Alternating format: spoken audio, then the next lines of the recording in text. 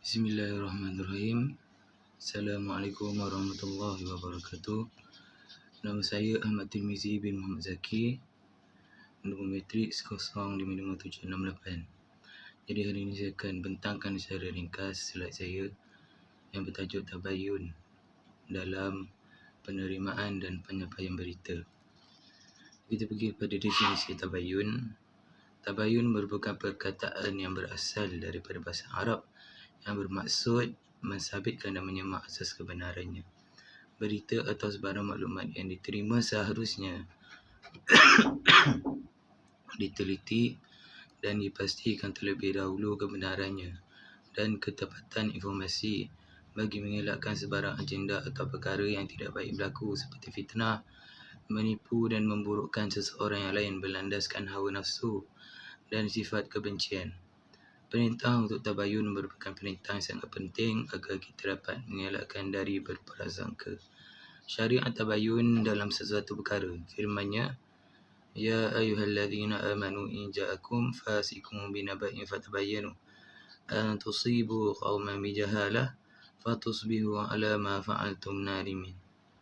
Maksudnya, wahai orang-orang yang beriman, jika datang kepada kamu seorang fasik bawa satu berita, maka selidikilah untuk menentukan kebenarannya supaya kamu tidak menimpakan sesuatu kaum dengan perkara yang tidak diingini dengan sebab kejahilan kamu mengenainya, sehingga menjadikan kamu menyesali apa yang kamu telah lakukan.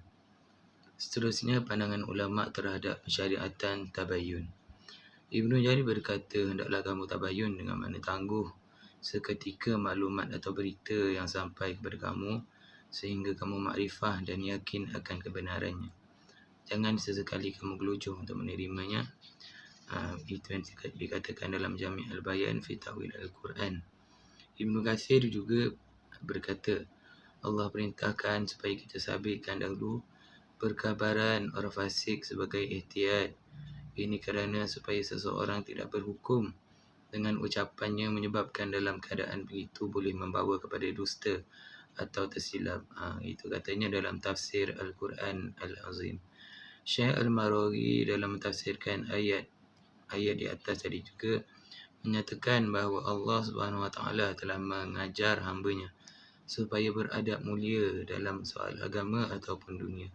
Dan berhubung dengan perkara itu, apabila seseorang yang fasik datang memberitahu sesuatu berita yang bertentangan dengan syiar agama, oleh itu jangan mempercayai beritanya itu melainkan dengan menyelidiki serta menelitinya dahulu dalam tafsir Al-Maraghi. Kemudian kita lihat akibat tidak bertabayun. Yang pertama, akan berlakunya fitnah.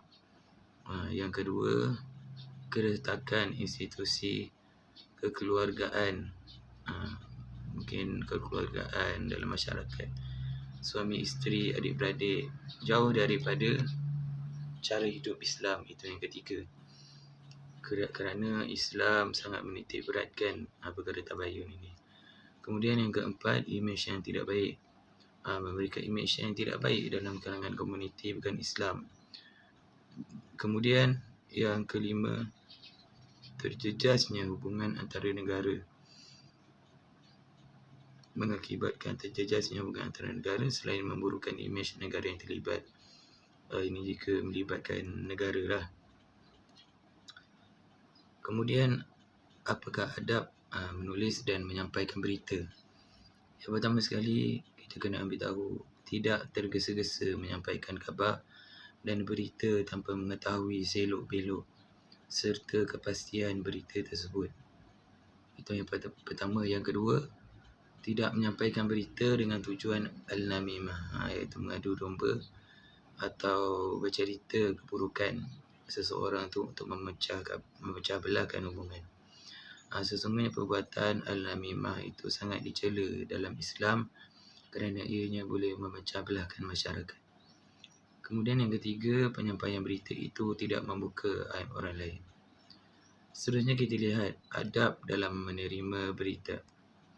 Yang pertama, kita mestilah menyemak berita tersebut serta bertabayun mengenainya dengan konsep tabayun di dalam Islam. Berita atau sebarang maklumat yang diterima seharusnya diteliti dan dipastikan dahulu kebenarannya dan ketepatan informasi bagi mengelakkan sebarang agenda atau perkara yang tidak baik berlaku seperti memfitnah, menipu dan memburukkan seseorang. Yang lain berlandaskan hawa nafsu dan sifat kebencian.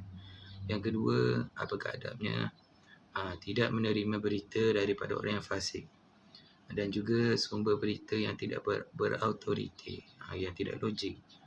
Dalam menerima maklumat, lihatlah kepada mereka yang berautoriti agar maklumat yang diberikan benar dan tepat.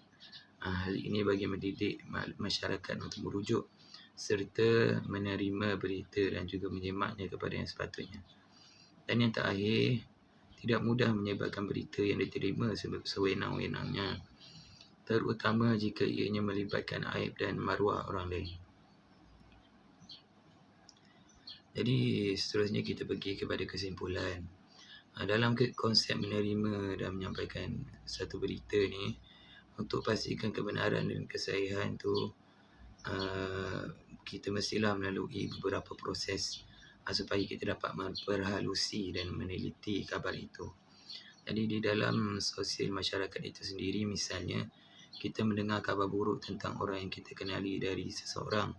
Sebagai seorang Muslim, kita sepatutnya bertabayun dahulu. Jadi sekian saja daripada saya, Ahmad Tirmizi bin Muhammad Zaki. Wabillahi taufiq wa hidayah. Wassalamualaikum warahmatullahi wabarakatuh. Maaf andai ada kekurangan daripada saya.